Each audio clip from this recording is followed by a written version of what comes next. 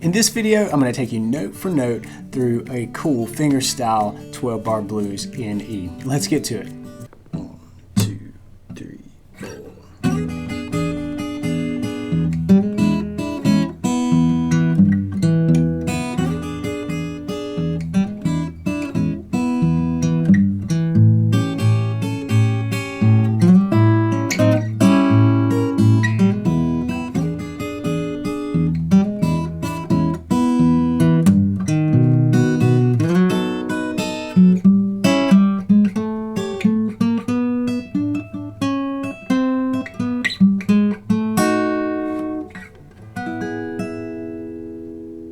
Hey there, John here with the Blues Guitar Institute, and this is your Tuesday Blues, where we take cool acoustic blues concepts, licks, riffs, ideas, and we break them down into no-frills, straightforward lessons so that you can really learn this stuff and play it on your guitar. That's what it's all about. And today we're going to take things note for note, beat by beat. We're going to cover that piece that you just heard, which is actually the example from Tuesday Blues number 252. Now, you don't have to necessarily watch that one. That one was all about using different chord voicings, different shapes of chords, say an E7, or let's take this A7, you move it up the neck in different places, and it really helps you get comfortable with different spots on the fretboard. So that's what 252 was all about. But here today, we're going to take that example that really put that to use, and we're going to cover it note for note. So let's get started by just talking about the structure of this thing. Well, it's 12-bar blues, and we're doing this fingerstyle. So you're going to see a lot of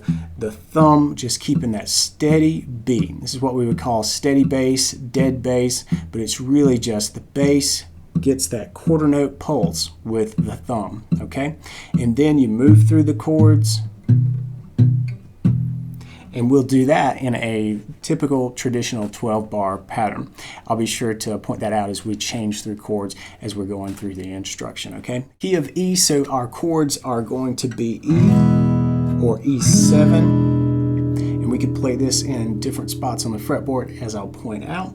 Also A7, and then also B7. All right. Now we'll definitely expand that and crawl up the neck a bit with those different voicings. So let's get to it. Here we go. The very first measure, we're going to start out by sliding into this alternate voicing for an E7. Okay. So there's this little shape, very handy little shape. And what we're going to do is play with the bass and use the index finger on the picking hand to brush up in a triplet rhythm. All right, so that triplet just means that there are 3 subdivisions of a quarter note, okay? So in the space of a quarter note, we're going to play 3 beats, okay? 1 triplet. That's the way I like to count them out, okay? You might have heard it done another way, but that saying the word triplet gets it in my brain. It helps me out. So I'm sliding in, and I'm going to do that twice. And then on beat 3, I'm just going to pinch and do a pair of 8th notes there to kind of break that triplet rhythmic feel. So the first 3 beats are 1 triplet, 2 triplet, 3, and.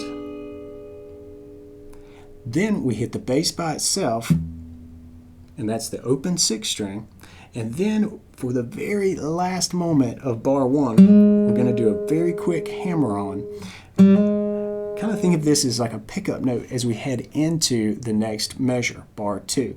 What we're going to do is generally think about this E major and then E7 shape, really, right here on the fretboard. Okay, so we want to hammer in with that first finger and get ready to put these fingers down for the chord. That's going to help you smooth out the transition from bar 1 to bar 2. Triplet, 2 triplet, 3, and 4. So as you're hammering in, I want you to think about E. You're really going to need to be in this E shape, and more specifically this E7 shape with your little finger down on the 3rd fret of the 2nd string. It's the D note, the flat 7 of E, gives it that bluesy dominant 7th characteristic, okay? And you really want to be there because for the very first beat of bar 2, what we're going to do is play those top couple of strings, okay? A little double stop there just means playing 2 notes at a time. And so it's pinching with the bass and then brushing up through those 2 strings again without the bass. There we go. Then we sneak this little finger back to the 2nd fret. All right. Pinch with the bass and then pick up to play the open first 2 strings, meaning 1st string, 2nd string, okay? So that bar 2 can be a little bit tricky, but if you really focus on nailing that transition and hammering in with the whole chord shape in mind already, it's really going to help you out. All right, then we hit the bass by itself, and then we do just a very simple little bass move. So we hit the bass, then with my index finger, I'm picking the 4th string, 2nd fret. So a little octave work there. Then, if you can do it, pick up and move your little finger to the 3rd fret of the 6th string, and then back to that same E octave. If you can't, no problem in kind of getting out of shape here and doing it like that. Okay, whatever works for you. Whatever sounds best, whatever gets the notes working, okay?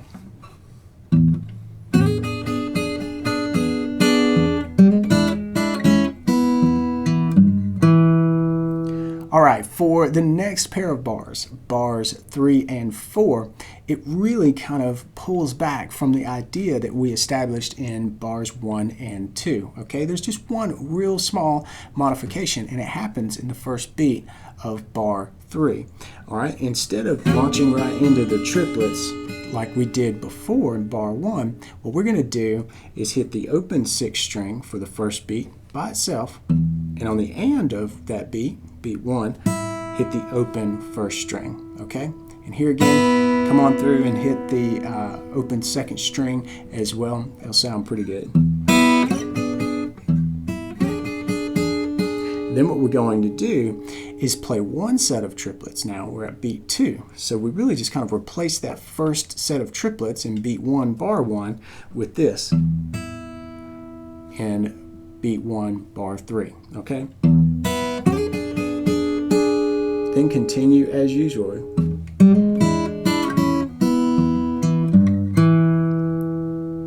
All right, everything from that point forward is the same. It links together and it kind of helps to establish where we're going, that musical idea that we're trying to develop here. All right, so now I think we've got 4 bars under our belt, so I think it's a good idea to play this through on the slow side and let you hear how the idea develops. So let's do that now. 1, 2, 3, 4, 1.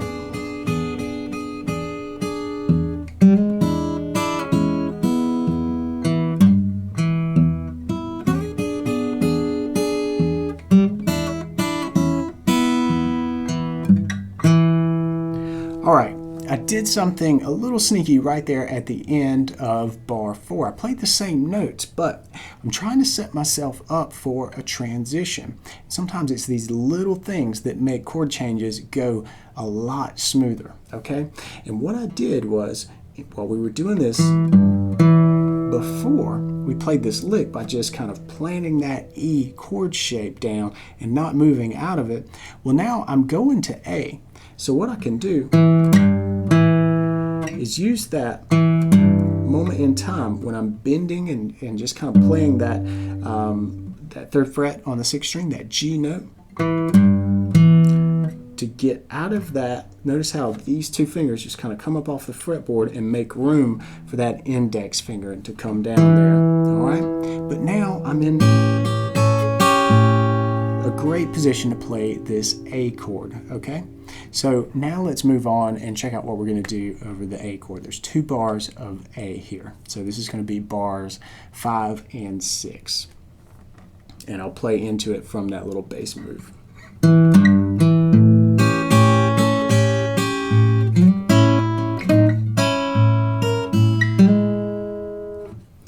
All right, so what we're doing here is getting into this A chord, like we talked about already.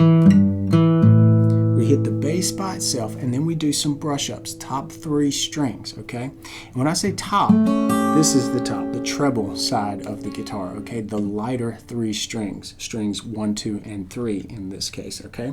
So I'm playing the bass, which is now the 5th string. And then this is my chord. I'm barring across the 2nd fret, and just go ahead and bar across all 4 strings, but you're going to put your finger down on the G note, 3rd fret, 1st string, okay? And from time to time, you'll see me play it like this, but right here, it pays to have your middle finger playing that 3rd fret on the 1st string, because we're going to stretch out and do this long A shape. And you can probably see already why we call it the long A, okay? Used a ton in the blues. It's one to get to know, all right? But we're going to start with this A7 shape here.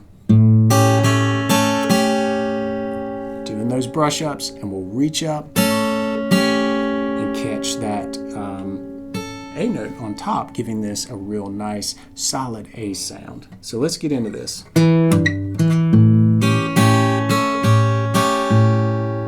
Notice how the bass kept plodding along on beat through that measure, okay?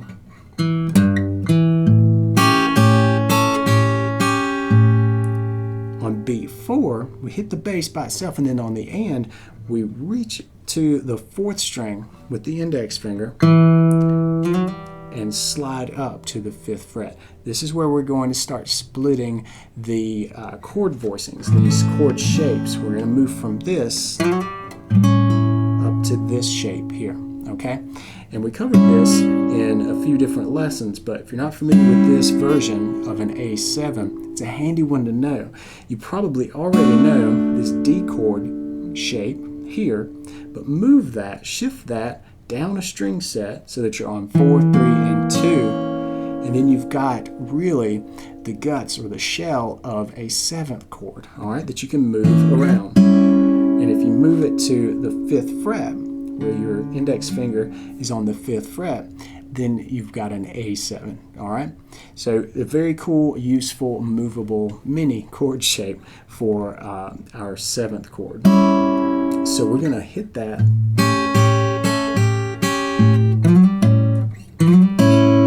The top of bar 6 here, okay? We slide in,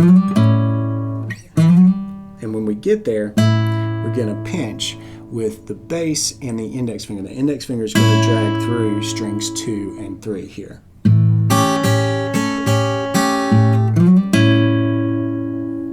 Then on the end of one, hit the 6th fret on the 3rd string. Okay, you should be there. So hit that. Then for beat 2, we're going to flatten that entire chord shape down and do the same thing. This time you want to kind of try to strum through and hit that 4th string as well. Then come back up.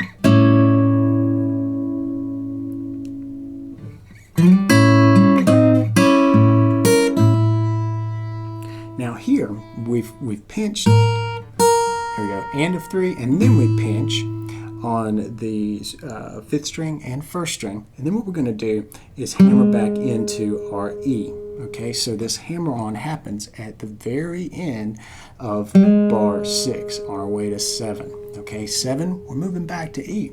So just go ahead and get in this position. Just get back in that E home base. And watch what happens when we get there.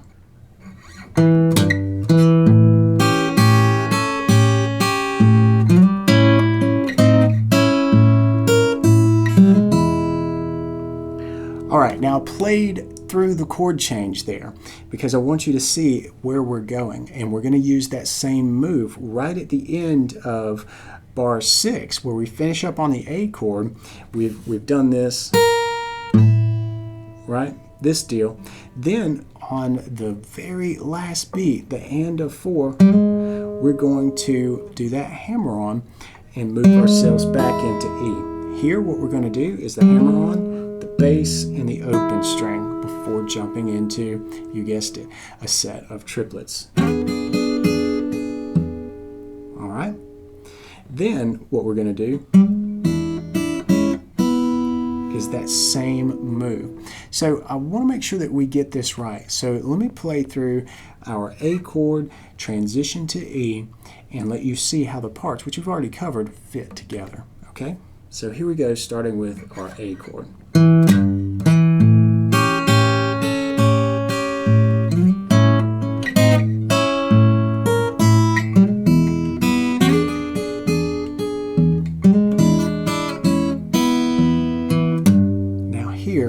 One difference, okay? We've made it all the way up to the point where we're trying to transition into our B7 chord. All right, so a cool little move to get us into our B7 chord, okay? We're going to utilize this tone. We step into it using this bass move that we've been doing, but we're going to stretch it a little bit so that we can make this work as a transition into B7. Alright, so we're going to make sure that we get that first fret, fourth string there, alright? And then, now we're really into our B7 bar, so hit that bass, fifth string, second fret, and then 2 brush-ups on the top 3 strings under the chord, full B7 chord, but we're going to kind of split it. It adds a little dark and light to the part. We hit the bass, and then the treble side, okay? Then what we're going to do is slide up into the 4th fret, because here what we're going to do is get out of this position, stay in B7, but move up here, okay? So what we're going to do is slide from the 2nd fret up to the 4th on the 4th string. And when you get there, go ahead and bar and get into this shape. Same thing we've done here in A, but now we're going to do it in B, okay? And then we're going to brush up through a really similar chord melody to what we did here, where we just kind of toggle between our A7, or excuse me, B7 up here to the B major sound and then back, okay?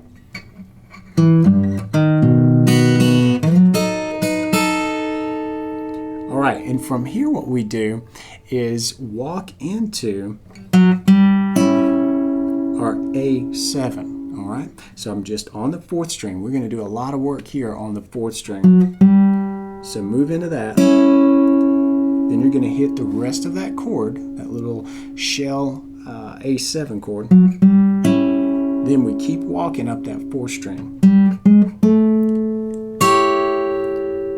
And there, we're going to do a brush up, top 3 strings, but now we're playing this A7. It's really this, and if you shift that up, you've got to put your index finger down, and you can move that all over the place. And here's our A, so that's our root for this chord. It's in the A7. Definitely a usable bluesy sound, okay? And we're just walking up from here to get there, but I want to keep going, all right, to get us to a really cool spot to start the turnaround.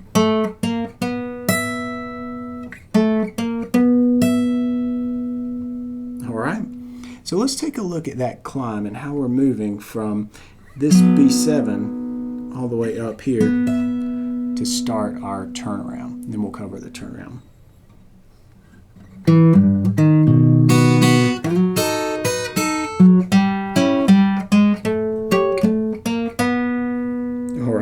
So once we get here to this B note, 4th string, 9th fret,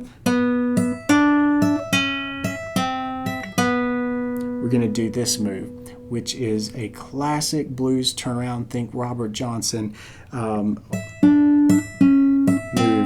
where we've got our root, the E, being toggled, being pedaled over a descending line. This descending line is happening 12, 11, 10, then back to that B, okay? Then all we're going to do to finish this up is go down to the 5th fret and walk up to the 7th fret, but we're going to get into that 7th chord shape. But I hope by now you can guess what this 7th chord shape is, okay? If this was A, that makes this B. So this is a B7 here, and we're going to hit it, let it hang for a minute, especially if you're just going to play this 12 bars one time. Build some suspense before moving into this chord, which I hope by now you can figure out what this chord is, right? We've moved here from A, B, and if we move that whole thing up here to the 9th fret, and if you're really paying attention, your root in these chord shapes has been on the 3rd string. There's an A right there. A7, A major, B, B7, B major. So what do you think this one's going to be? E. So we're going to land there and resolve on this nice E chord here. All right, so a couple of things before we sign off, and this is important, so don't go anywhere. If you breezed through this and maybe it was a little easy for you, then that's great. That tells you a little bit about where you are in your development, but I would say use it as a way to just conceptualize moving and connecting different parts of the fretboard. That's some next level stuff that will come in handy throughout the rest of your guitar journey for sure. Now, if you found this a little bit challenging, a couple things for you. Number one, everything is challenging for all of us at some point. You've got to constantly struggle on the guitar. The key is to keep moving forward and keep making breakthroughs. So I hope that there's some breakthroughs in here for you. If you found this a bit too challenging and you need to tune up your finger picking skills, I've got a free resource that I'll share with you. All you have to do is click the link and sign up, do the email address, all that good stuff, and I'll send it out to you. It's got some really cool exercises that will help you get better as a finger picker, which will open up a whole new world when it comes to your playing, especially if you're into acoustic blues like I am. All right, I hope you dig this lesson. If you did, give me a thumbs up, hit the subscribe button, and come on back next Tuesday for another cool acoustic blues lesson. And until then, play on.